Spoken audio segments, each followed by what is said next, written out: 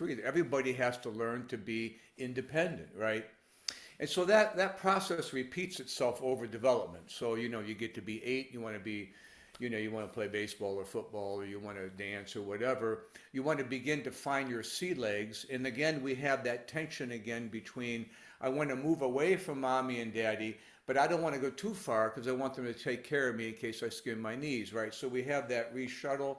We see that again in adolescence. Any of you who are parents of adolescents, you have my sympathy. Adolescents think you don't know what you're talking about, and they have a very stiff arming. Now the separation is stiff arming. I don't want to be around you. You're embarrassing me. Don't talk to me. Don't tell me what to do. And that's just a normal hardwired deal. And then of course, then in early adulthood and so forth, ideally you have your final step of emancipation in which I'm on my own. I'm my own man, my own woman. I'm starting my career. I'm starting my romance. I've got this, mom and dad. Stop treating me like a kid.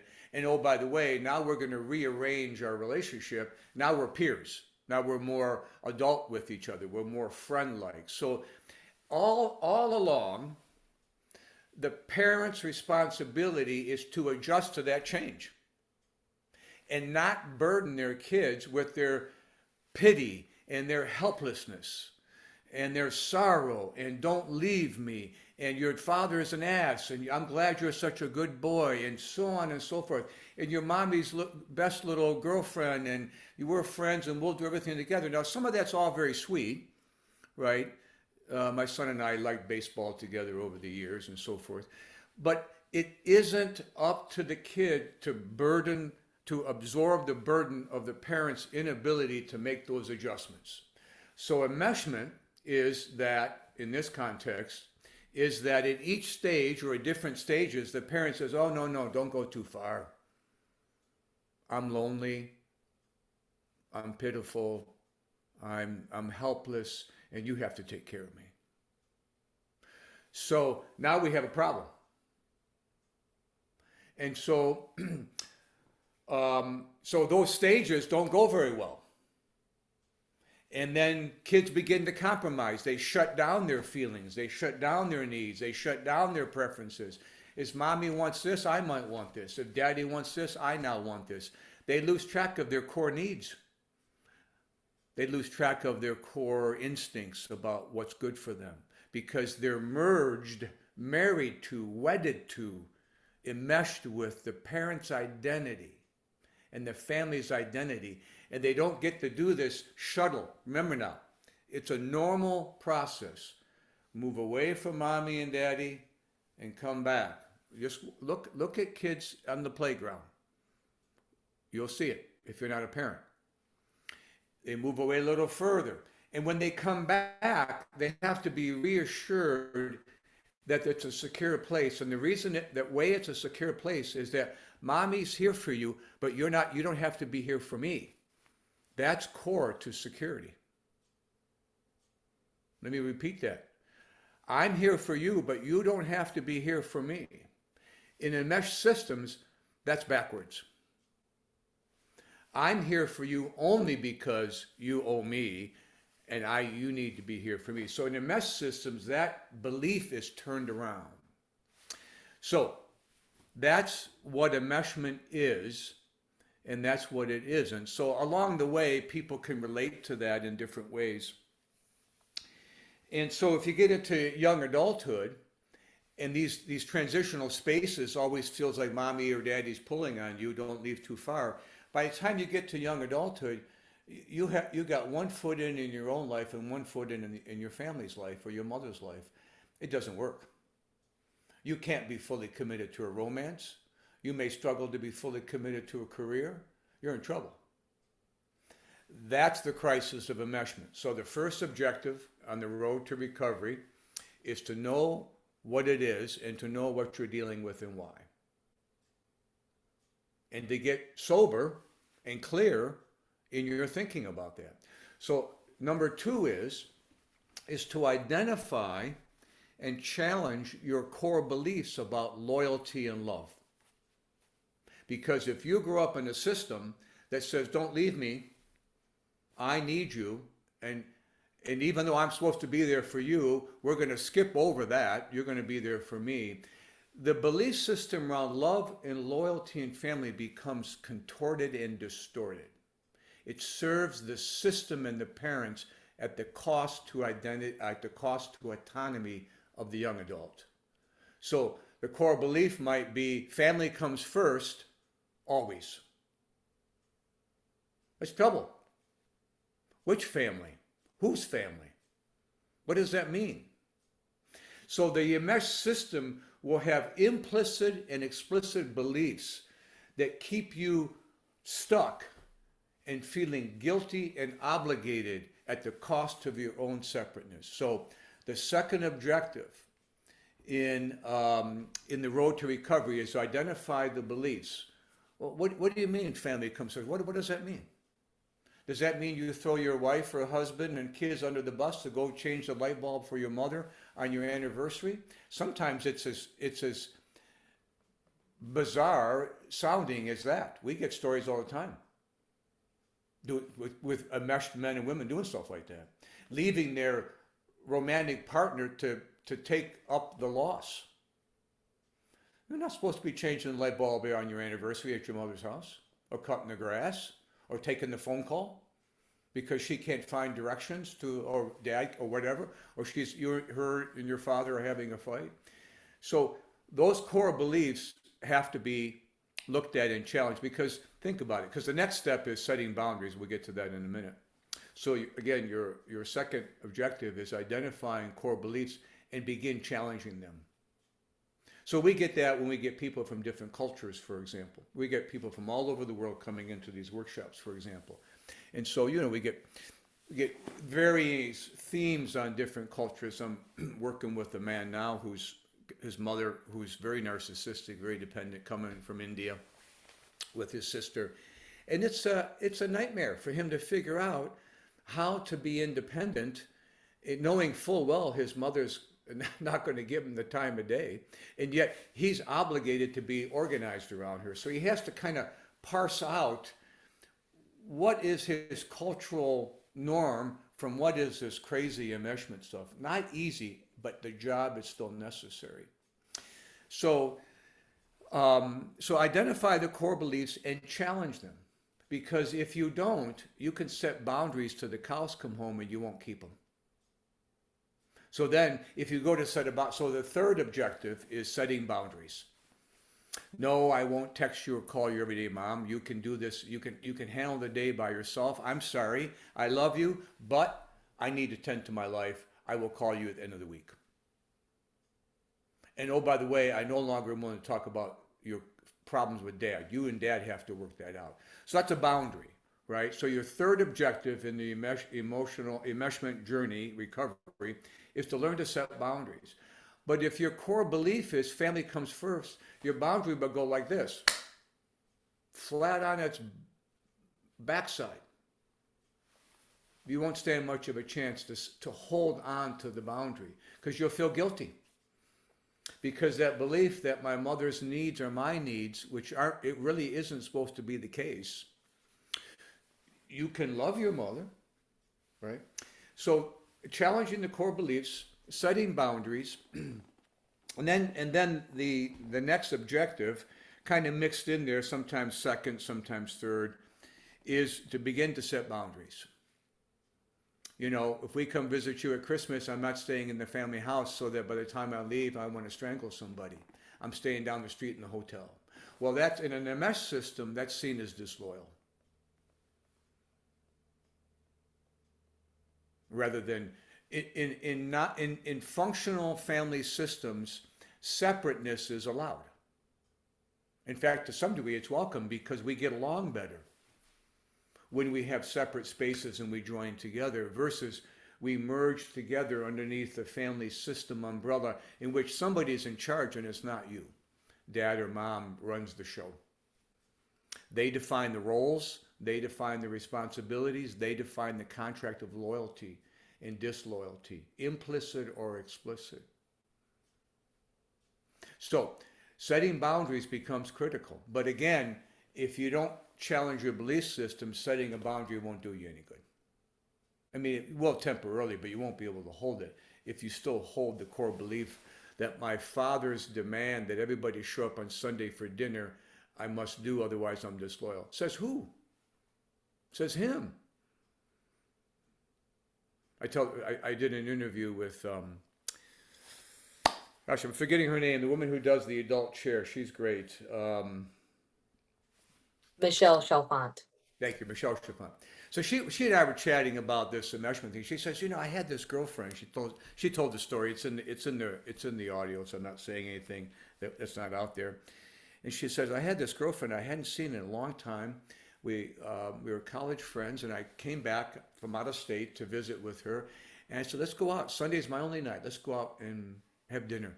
Oh, I can't. I have to go to the family dinner. And Michelle said she was shocked. What do you mean you have to? I haven't been around in years. Why don't we go? She goes, why don't you come to dinner with my family? I said, I don't want to come to dinner with your family. So this woman who was good friends with Michelle couldn't join her for dinner because she was obligated to her father to show up on Sunday dinner. And she didn't dare break the chain. Folks, there's no way around not showing up on Sunday for dinner if you're going to be emancipated, which is your fourth objective, is emancipation. You're your own man and your own woman, first, second, and third. You're your father or mother's son or daughter down the chute. And most of the people who come into our workshops are hanging on to being the golden boy or the golden girl. And the truth is you got to let that go. Part of the emancipation process is not just the parent letting go. It's also you. Giving up that golden boy status, giving up that sweet, I'm the perfect girl, I can do anything for the family status. You can't be both a full woman and a full man and be the golden boy and the good girl at the same time. It's a tough order. So emancipation is, I'm my own person. I'm committed to me, to my relationship. No, I'm committed to my relationship, my kids, my career, most importantly, me. Oh, and then mom and dad, I love you too. And yes, I want to visit with you and care about you, but I do it from an emancipated place. And that may even include involving myself in my cultural mores in the same or similar way, but I'm still my own person. So that's your fourth objective, is full emancipation. So the trouble here is that if you come from a mesh system, you'll compromise that. We call that in in level 2 workshop, we call that troublesome compromising. Okay, how about if I give you a little bit of me over here, I'll give you a little bit of me over here, honey, I'll give a little bit to the kids, I won't have anything left for me, I'll try to placate you all, nobody's happy, including me. Most importantly, me. Troublesome compromises and placating don't work. Emancipation is you're your own man or woman. Period. It doesn't mean I amputate my family. It means that I care about them from a different perspective. That may affect how frequently we have contact. It may affect how much involvement I am, how much money, how much help I might give you, and so forth. So that's our fourth objective. The fifth is if you're in a relationship, and this is kind of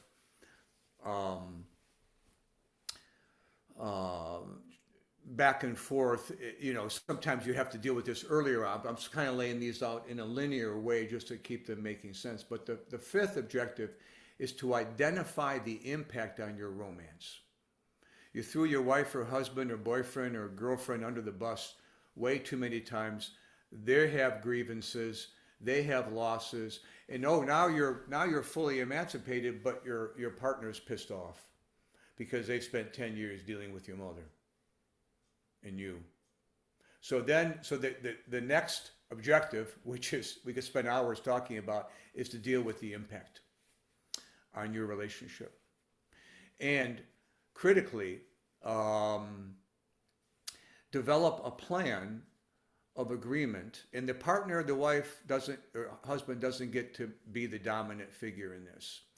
It's a mutual plan of how you will keep your relationship sacred. You guys are the most important members of your life. And then how will you visit the family of origin? So there's a new contract, and it's not with mom or dad, it's with each other. And this contract supersedes the childhood contract. That's hard. So we have a workshop for couples in which that's what we do. We rearrange the contract with them. You have to be in. One of the members of the couple has to have to go on through the workshop to be there. You can't get in just as a couple without doing some work first. But we have a specific workshop for that because it is a specific. We did that because it's a specific piece of the story that we want to frame for people. So assuming, that all goes well, the last thing, and I say the last thing because if you try to do it too soon, it's from an enmeshed perspective. The last thing is for the enmeshed adult to reorganize his or her template of how they will visit with their mother or father or brothers or sisters. Now, how do I re-enter this position? How do I re-enter the family system on my terms? And partners, you don't get to control that. That is ultimately the decision of the recovering enmeshed man or woman. That's his family. So, but I put that last because everything else has to be in place for that to really be done properly. So those are your 6 broad objectives. Underneath, we have multiple workshops. Therapists are trained to deal with things. We could spend hours under each pillar, but that's your broad. I know I got a couple guys on here who have done the enmeshment journey. I think I got this right? This is the broad perspective here. So I laid that out for you because I wanted to try to answer the questions that have come up over the years the best I could. So with that in mind, I'm going to turn it over to you and see what questions you have. Again, That I have is enmeshment can cause trauma, and do other types of therapy besides just talk therapy help? Do you recommend EDMR for enmeshment recovery? that's a good question. I think if it's specific enough and it's fine. Whatever you can do to unburden the pain and the guilt of that enmeshment contract that you shouldn't have been under, but so do it. So in our workshops we have intensive psychodramas. Individual therapy is good, but it's also slow. So whatever you can do to activate these parts, by all means do it. Except that you want to make sure the therapist understands this. So I did a consult with a man the other day, and he couldn't have been more enmeshed.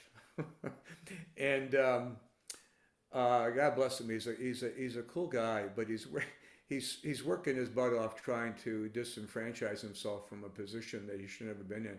And he called the therapist up, and the therapist says, "Oh, you're not enmeshed." And I thought, what is this therapist talking about? Now, you never know how a client interprets what a therapist says. So sometimes clients will hear something different than the therapist means. But we do have therapists who don't understand it or will co-sign the enmeshment or be more worried about your parents' feelings than yours. So run the other way. Make sure that you understand enmeshment and your therapist at least accepts it and works with you in the way that you need. And to piggyback on that, somebody else asks, the root of enmeshment is parental trauma and oftentimes intergenerational trauma. How do you navigate having compassion for them while tending to your own trauma recovery? Well, the first order of business is to be committed to your own. And so even in the question, you can hear the legacy of guilt and obligation to the system. And there's a way to be compassionately separate. I love you, Mom, and I know you love me, so I know you're going to support my separateness, right? But it isn't my job to caretake these generational injuries. not really my problem. Sad, and I can be compassionate, but the person I can work on is myself. I can't change my grandmother. My grandmother and mother were enmeshed, and my mother's passed. There was nothing I could do with those two. Not possible. I can change myself. And what does emancipation look like for somebody whose parents have passed away? Well, so what I hear is that, so, if I look at 600 people plus now probably who've come through the workshop, so it's kind of my sample that I kind of pull from in my mind, because it's a bulk of a large sampling of people who come in for one reason. So probably maybe 5% up to 10% actually, parents are either passed away or there's a rigid boundary and they don't talk to them. They amputated them, which, by the way, amputation is not emancipation. Avoiding your parents, although some parents are so toxic and abusive and retaliatory, sometimes staying away from them might be required. But I'll leave that to you. I'm not recommending that. So don't interpret it that way, right? That's not emancipation. But usually what is reported is there's an initial relief when the parent dies. I can breathe now. But ultimately the download, those of you who are computer geeks, the download of guilt and obligation, I just transfer to somebody else, my partner, my kids, my friends, my job. I overwork, I overparent, I overhusband, I overwife, or whatever. I do too much for everybody because I feel so obligated and guilty. I still don't have any sense of myself. So usually what we see is a displacement onto others. The download is still there with the parent deceased. So you still have work to do. And by the way, we see that with parents who are alive and there's active enmeshment, is I have entanglement with them, but I also have projected some of that onto my partner or spouse. So you've got two battlefields that you're having to deal with, basically. But with the parents passed away, usually we see some initial relief followed by displacement of doing it to others. And I have another question of what are some good responses to a parent when they start being sorrowful or wanting pity? They tend to get into caretaking mode right away. Yeah, so that's a good question.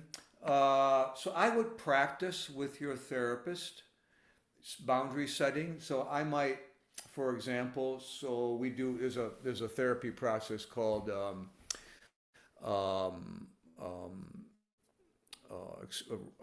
psychodrama, role playing, where you might ask the therapist to play the role of the parent, or you can put the parent in an empty chair over here, and you can practice the boundary. You let the feelings come up. Oh, I feel guilty and I want to caretake, and then you can process through with that with your therapist or with your EMDR technique or whatever technique you're using, and try to decompress and divorce yourself from the guilt before you make that phone call. Before you make that phone call. And then I would have 1 or 2 or 3 back pocket statements. Mom, I know that you're having some struggles, but I'm really not available. I love you, but I really don't want to hear this. I really need to focus on myself. And by the way, I called you because I'm getting divorced and now you're focused on yourself.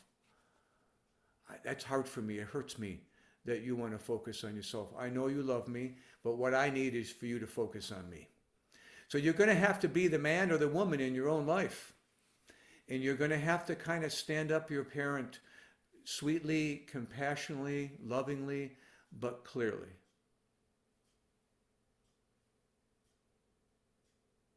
Okay, somebody's in the waiting room, 1 second. Another question I have is what causes ambivalence in enmeshment, and is the intimacy restoration possible in recovery from enmeshment? Absolutely, it's possible. Absolutely, absolutely, absolutely. We see it all the time. And the ambivalence is caused by largely the ambivalence being that I've got 1 foot in and 1 foot out of my commitments. and I'm here but not fully here. You can have part of me but not all of me. And so that ambivalent attachment style, sort of anxious on one hand and avoidant, so preoccupied, don't go too far, I'm a dependent, don't leave me, but don't get too close to me, right? That's crazy making for a partner, by the way, is that we call it a sort of approach avoidance attachment style.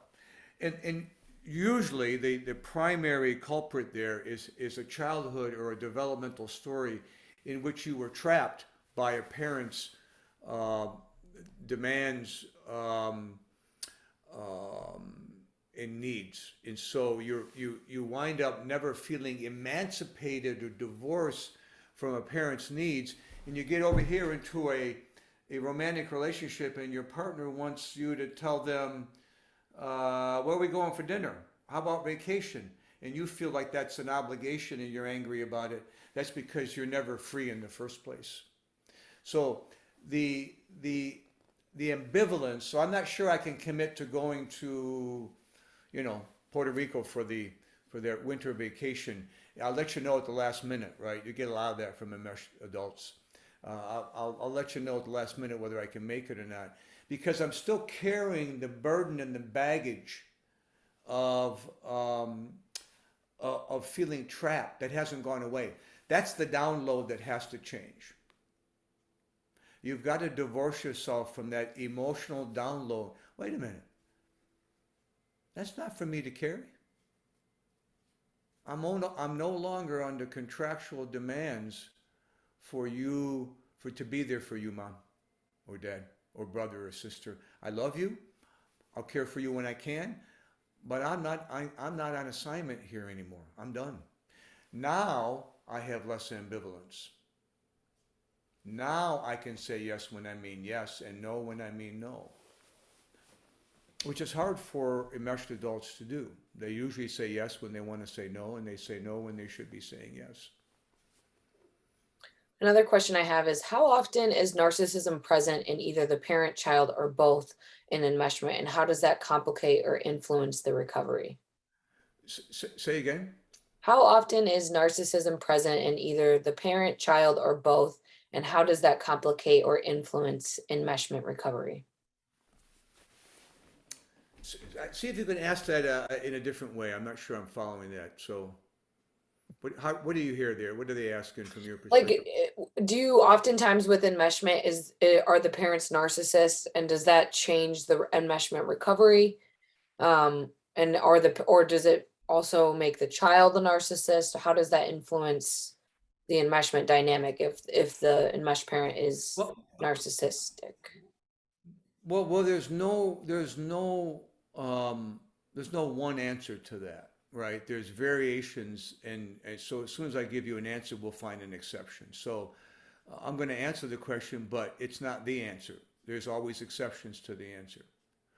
So don't run off and accuse your husband of being a narcissist and your mother, right? You'll be wrong to do that based on this. Having said that, the two primary personality disorder traits that we see in parents are dependency, excessive dependency. I can't live without you. I can't think for myself. I need someone constantly at my side all the time. I'm afraid to be alone. Tell me what to think. So that's too much dependency.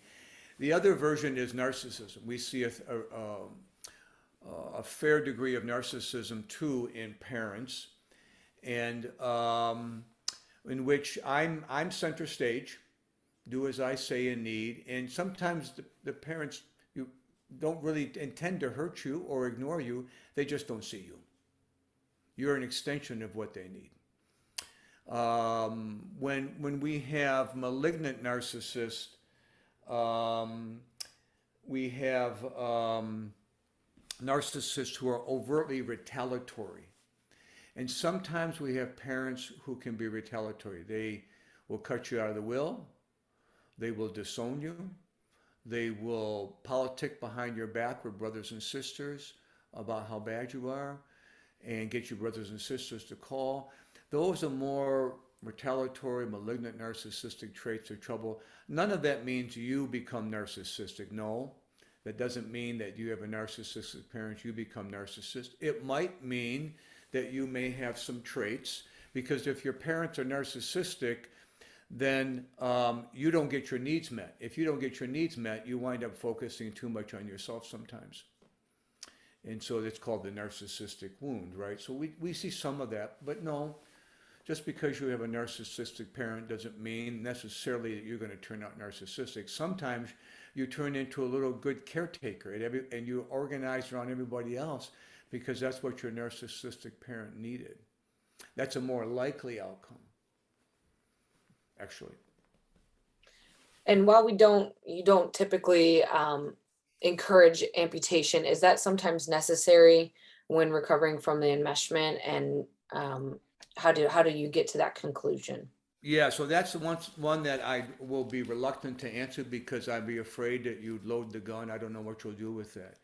But amputation, so when we've seen people who have stayed away from other people, whether they're parents or not, is because they're so toxic and hurtful, they just can't do it. Oftentimes, though, in this group of enmeshed people coming into the workshop, if they've amputated their parents, it's because it's a false representation of power. I'm free now, but they don't look free at all. They wind up feeling tethered still daily to their parents, even though they've amputated them. They think they feel guilty. They worry they're going to be attacked. So I'm not sure that amputation is ever the best move. There are occasions where somebody is so hurtful, you just can't be around them. But that's something for you to sort out with the therapist. So I'm going to say it, I'm trying not to say it too often, but that should be sorted out with a therapist before you make a move like that. And I would not, it's not by itself a position of power, meaning that ultimately emancipation, if I can call my mother or father on the phone and they can be in their drama, it doesn't affect me. Sounds like you're having a hard time today, Mom. I love you. Let's visit at Christmas. I'll see you then. How's the weather? Now I'm emancipated. People who amputate can't really do that, typically. They're still a little boy, a frightened boy or girl. So in most cases, it's not a recommendation. We never recommend it. Never. Never in all these years and all these workshops. I did have somebody tell me, a wife of an enmeshed man who obviously had been injured by his throwing her under the bus. Why aren't you encouraging amputation? I said, well, that's really not our goal here. I've amputated my mother-in-law. Why can't he amputate his mother? Well, I thought to myself, one, it's not for you to decide. First of all, it's for him to decide. And I'm suspicious that if you're reacting to me, she's still in your wheelhouse. You really haven't amputated her. So cutting off contact is by itself not emancipation. Another question I have is, do the same principles of enmeshment apply with same-sex and opposite-sex parents, or are there differences between that dynamic? Generally, yes, it does. The same dynamic applies. And here too, we could talk about different orientations. So if we look at same gender versus opposite, same gender child with parent or opposite gender, or orientation, gay or lesbian, for example, what you'll find is about 90% variance in the themes. And there'll be some nuances that need to be considered that are different. So for example, we might, so if the child is heterosexual, we might find, and if they're enmeshed with their mother, for example, which by the way is the first love affair, right? If you're heterosexual, wired that way, your first love affair is with your parent. I hate to bring this up to all of you, but it's just the way that works. Your first caretaker, right? Those of you who are parents know what I'm talking about. Your kids wanted to marry you or have babies. They weren't reading Freud. They didn't learn that on the Disney Channel. It's hardwired, folks. It's hardwired to fall in love with your parent. And for your parent to fall in love with you, it's wonderful. It's wonderful. The parent is charged with being the guardian of that love affair so it doesn't go too far.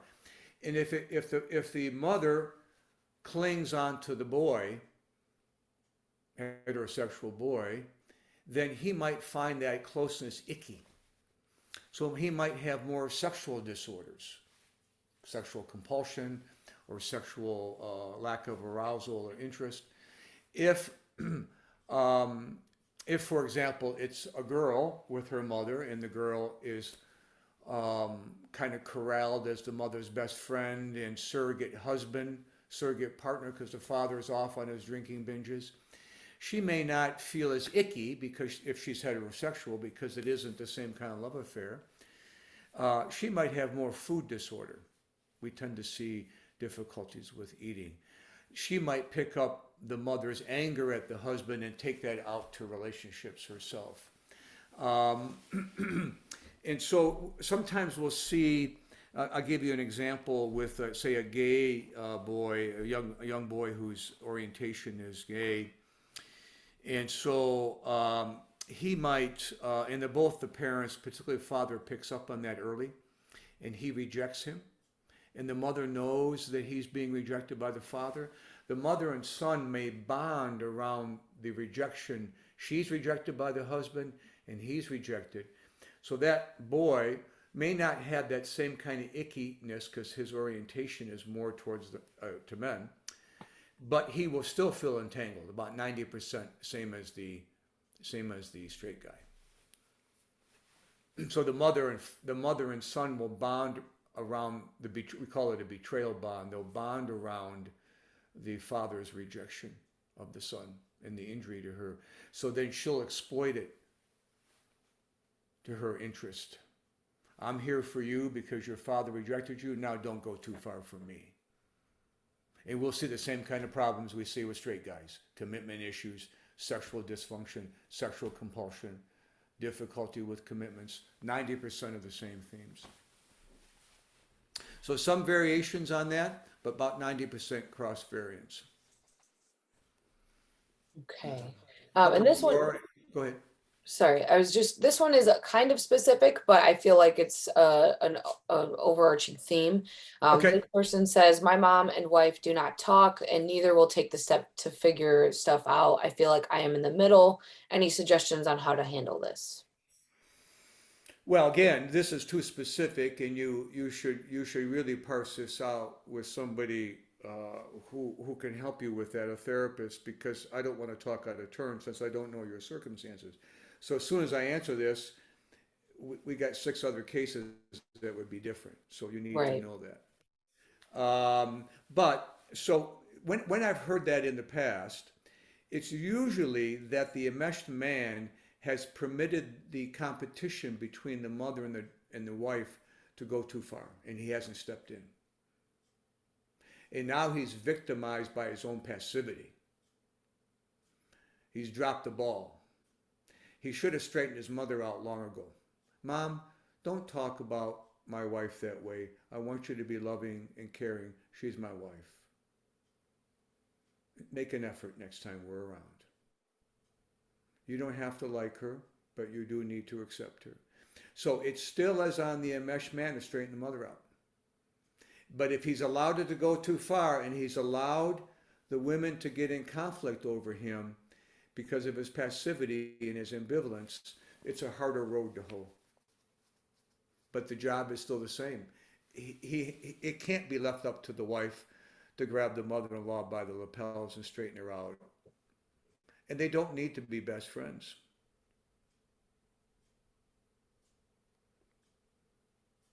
So I don't know if that fits, but you should probably break that down with somebody who can help you with that. And then I have 2 more questions. One is there a separate recovery process for the sexual dysfunction that is a result of the enmeshment, or is it the same general treatment approach? I'm assuming this is probably sex addiction or porn addiction or something along that line. Well, so again, that's a specific question. And again, as soon as I give you an answer, we have 6 cases that'll be a different answer. But certainly as somebody emancipates, I'm my own man, I'm my own woman. I'm in charge of my sexuality. I steer the ship. It doesn't steer me. So we had a case the other day. Somebody came out of the workshop, and well, this has happened before, in which multiple times actually, where they came into the workshop, and they had also had a history of sexual acting out, sexual addiction. So they had betrayed the spouse, the partner, and both by the addiction, but also by the mother. So there was two betrayals to the partner. And so these men come back, for example, during the men's, they come back and they're kind of finally full of themselves. Okay, Mom, I'm you can't be talking about my wife that way. So the wife's delighted that he's finally standing up for himself and her. But when she discovers that he's now full of his manhood, she feels threatened that he's going to act out again. She's equated his manhood with his sexual addiction. Not the same. Sexual acting out is a compensation for never quite feeling empowered by my own sexuality. That's the irony of it. So the more emancipated somebody is, the more likely they are to cut into that sexual dysfunction or sexual addiction. If that doesn't work, you need to do extra work around that, for sure. Addiction, if there's a primary addiction disorder, you need primary addiction treatment. I'm going to answer one more question, and I'm going to leave it. I'm going to say goodbye to you folks, and then turn it over to you, Alexandra, to go over the workshops, any other questions you have about things. Yeah, so the last question that I have is, what has kept you, Dr. Adams, so dedicated to this work to help enmeshed men free themselves? Well, that's a good question. And by the way, we're working with women now. We have ongoing workshops for women who are enmeshed with their mothers or fathers. And it took us a long time to get those going, but meaning that we couldn't figure out how to address it with women, because women are culturally more likely to be reinforced to take care of their parents, and they don't automatically feel like it's a conflict. But having said that, we're doing it for both. I don't know. It's a combination of my personal journey over the years, coming out of my own enmeshed system, and I'm fascinated by it. And it's very rewarding to watch people gather themselves on their own behalf and show up in their love affairs and show up as parents and show up with their families, but show up with their families down the list of priorities. And I learned a lot, I learned a lot about my role as a husband. I learned a lot about letting go of my college-aged son and how important it is to get out of his way. And even though I think he sometimes should go left rather than right, I've got to bite my tongue, right? It's not my journey anymore. Never was. So I always just appreciate all the wisdom and all the parts I hear, all the stories I hear from people. It's just wonderful. So that's my answer in the moment. I'm going to bid you all goodbye. I'm going to leave the meeting and turn it over to Alexandra and answer any questions about our program. And please join us for our next webinar. Have a great day.